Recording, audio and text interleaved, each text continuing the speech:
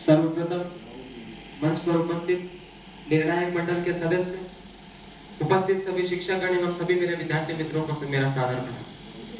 आज जब चर्चा का विषय आया तो मैंने शहीद भगत सिंह को चुना।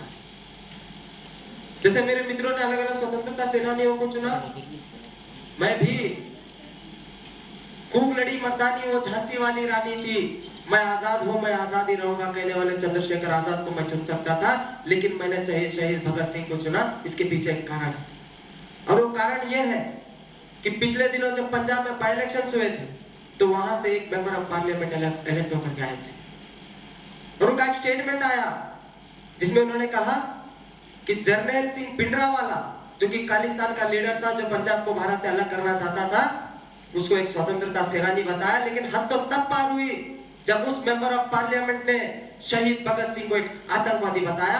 मैं आपसे सवाल करना चाहता हूं, अपने दिल पर हाथ रख करके मुझे जवाब दीजिए कि शहीद भगत सिंह एक स्वतंत्रता सेनानी थे या फिर एक आतंकवादी थे? कौन थे शहीद भगत सिंह, जो हर रात आजादी का एक ही सपना लेकर के सोया करते थे, जिनकी वीर गाथा सुनकर के हिंदुस्तान का बच्चा बच्चा रोया था, खिलौनों से खेलने की उम्र में, जिसने खेतों में चिप चिप करके बंदूकें बोए थे, वो थे शहीद भगत सिंह। महात्मा गांधी हो, पंडित नेहरू हो, इन सबको मैं शीश झुका करके नमन करता हूं, क्योंकि आजादी के आंदोलन में इनका योगदान बहुत बड़ा रहा है। पर मानकर सब कुछ इनको, उन वीरों को कभी भूल ना जाना जिन्होंने अपने आने वाली नस्लों के खातिर अपने सीने पर गोलियां खाई थी। इस बात को कभी अपने जहन से निकलने मत देना। बोस हो या सावरकर हो, आजाद हो या सुखदेव हो, भगत सिंह हो या राजगुरु हो, इन सभी ने अंग्रेजों के आंखों में आके डाल करके उनको ललकारा था। अरे कैसे भूल जाओ उनके बलिदानों को, उनके शहादतों को, जिन्होंने मरते दम भी जय हिंद का नारा लगाया था। इस कदर वाकिफ है मेरी कलम मेरे जज्बातों से कि मैं इश्क भी लिखना चाहूं तो इनकलाब लिख देता है। हीर का राजा बनने की उम्र में खुशी खुशी फांसी चढ़ गए, खुशी खुशी शहादत अपना ली। 1919 में जब जलियांवाला बाग की घटना हुई थी, जब लहू से लिपटकर एक नहीं हजारों इंसान सोए थे, तब इस देश के प्रति उसकी आंखों में पहली बार आंसू आए थे कि न जाने कितनों ने अपने परिवार खोए होंगे। तब वो आंसू क्रोध की अग्नि में भस्म हो गई। 12 साल की उम्र रही होगी, 12 साल की उम्र रही होगी जब किशन सिंह का बेटा भारत मां के नाम हुआ। और जब कलकत्ता गए तो 7 और वीर सपूतों से मिले। जब चंद्रशेखर आजाद ने पूछा कि बलिदान नहीं दे पाओगे इस देश के खातिर, तो बिना संकोच अग्नि में अपना हाथ रख दिया था। देश के प्रति इस तरीके का पागलपन देख करके चंद्रशेखर आजाद भी मुस्कुराए थे।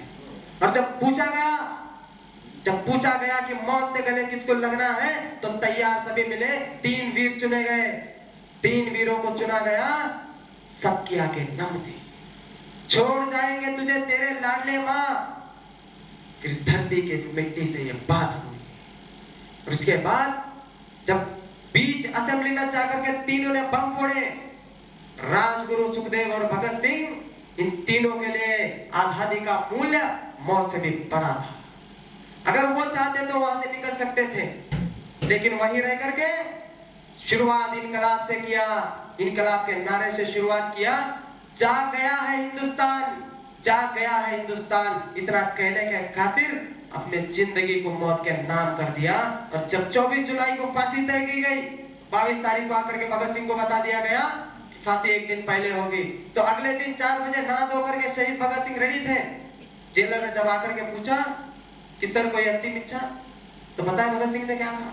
मैं लेनिन की किताब पढ़ रहा था, उसके 15 पन्ने बाकी है, मैं उसको पढ़ना चाहता हूँ। मरने जा रहा है सर, कुछ घंटों में उसको फांसी लगनी है, लेकिन चेहरे पर एक उदासी का भाव नहीं था।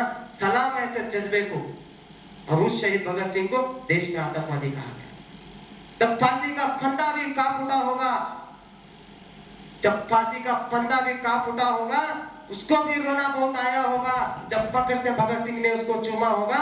इतना कह करके मैं अपनी बातों को यहीं पर विराम देता हूँ। बहुत बहुत धन्यवाद आप सभी।